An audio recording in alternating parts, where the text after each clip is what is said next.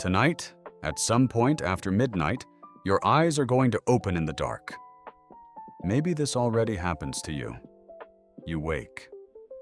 The room is black. The clock glows 3 a.m., and something in your chest goes tight because you have to be up in 4 hours and your body has failed you again. You call it insomnia, you call it stress, or too much screen time, or just getting older. But the real answer is far stranger. You are not broken. You are not bad at sleeping. That waking in the dark is not a glitch. It is a memory. It is the ghost of something human beings did on purpose, every single night, for thousands of years. And somewhere along the way, you were taught to be afraid of it. Your ancestors had a name for the sleep you are having right now. They had 2 names, actually.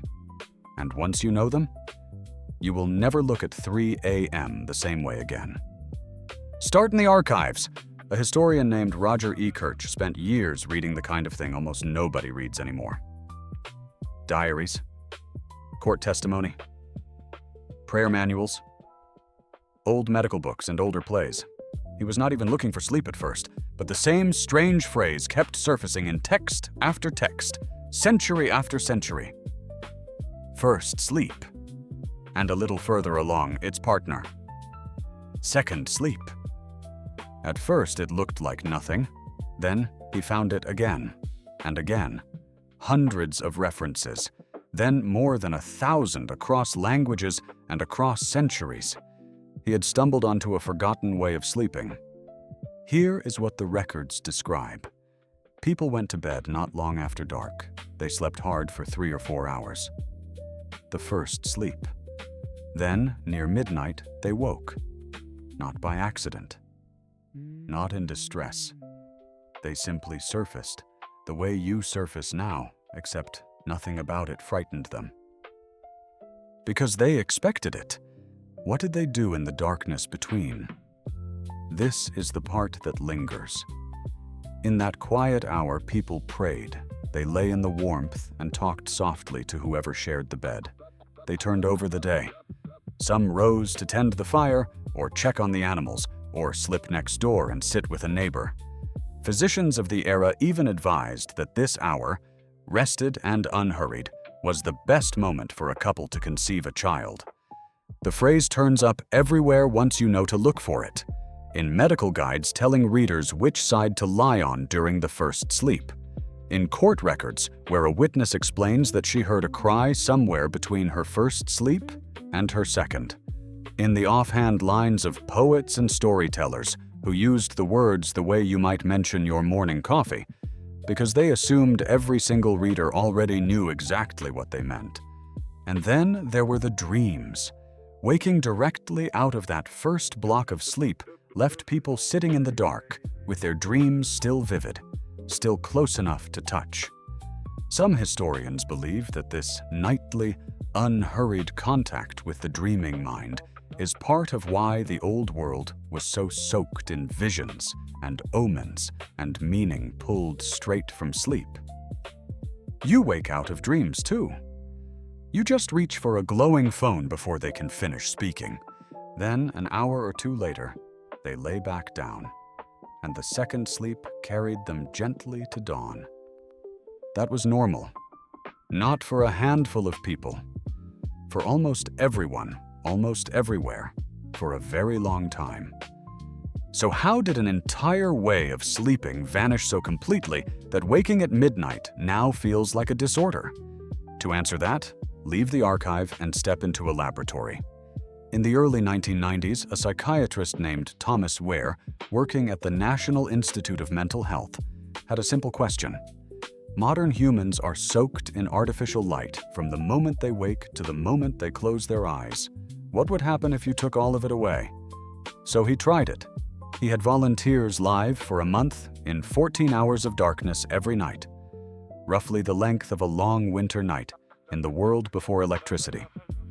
No lamps, no screens, no glow, just dark. At first, they slept in one long block and paid down the exhaustion that modern people carry everywhere. But after a few weeks, something remarkable happened. Their sleep quietly broke in two. They would sleep for several hours, wake for a calm interval in the middle of the night, then sink into a second sleep until morning. Ver had recreated entirely by accident the exact pattern buried in Ekirch's old diaries. 2 sleeps. A waking in between. And that waking was nothing like lying awake at 3 a.m. today. Ver tested the volunteers' blood, and he found something telling. During that middle-of-the-night interval, their bodies were releasing high levels of prolactin, the same calming hormone that keeps a hen settled and serene as she sits on her eggs for hours on end. The volunteers did not report anxiety. They reported something closer to meditation. A quiet, drifting, half-lit peace that ordinary modern life almost never hands you. Sit with that for a moment.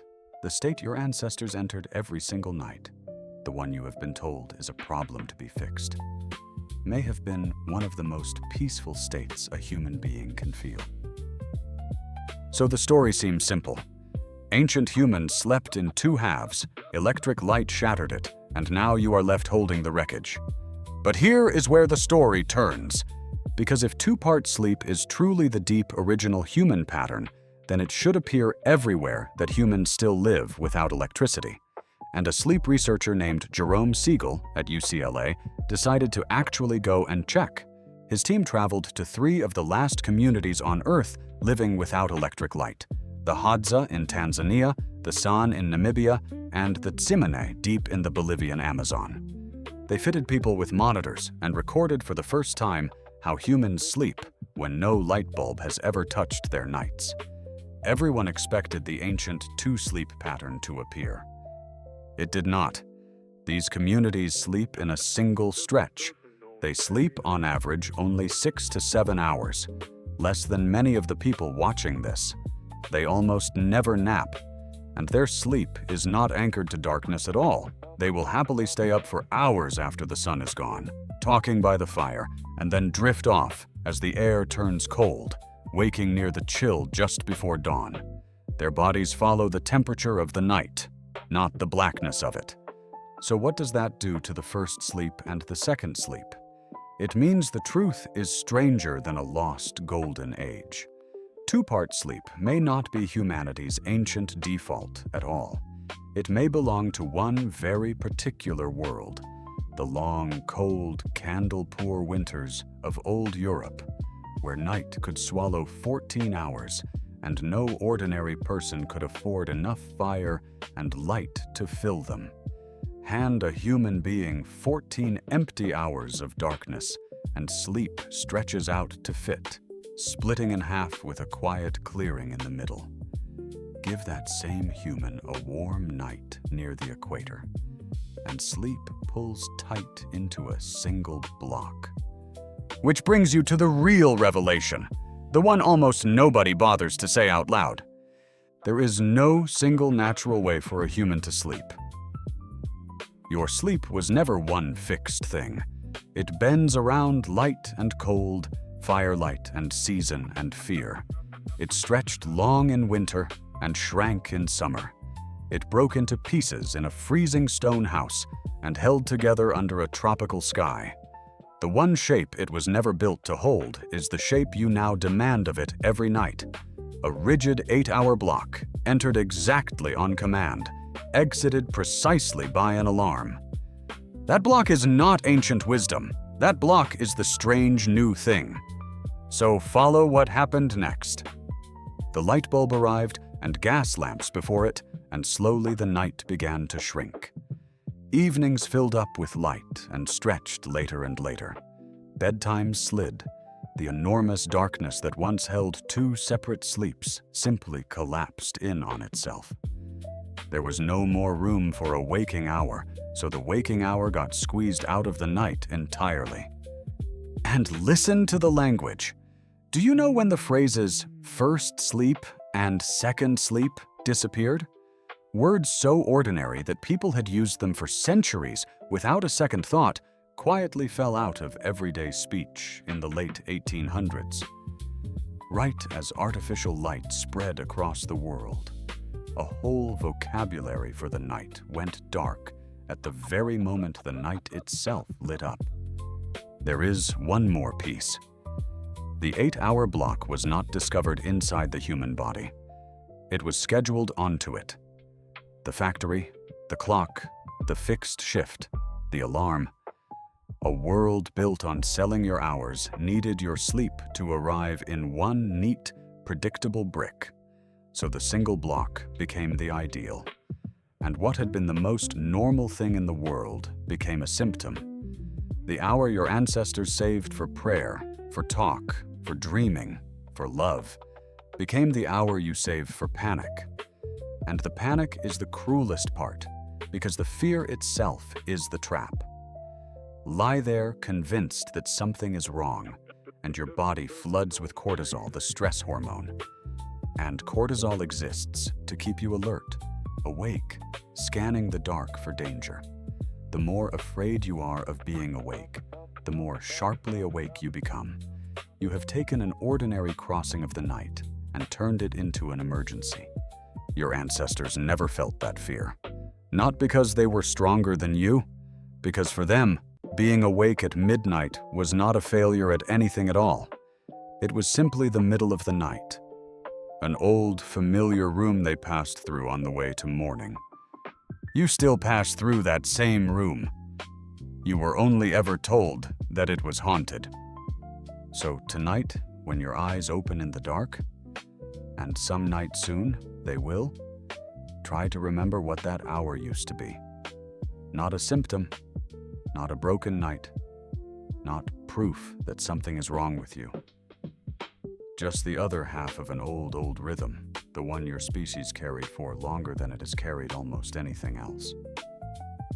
The dark was never your enemy. It was only ever the other half of the night, waiting patiently for you to stop being afraid of it.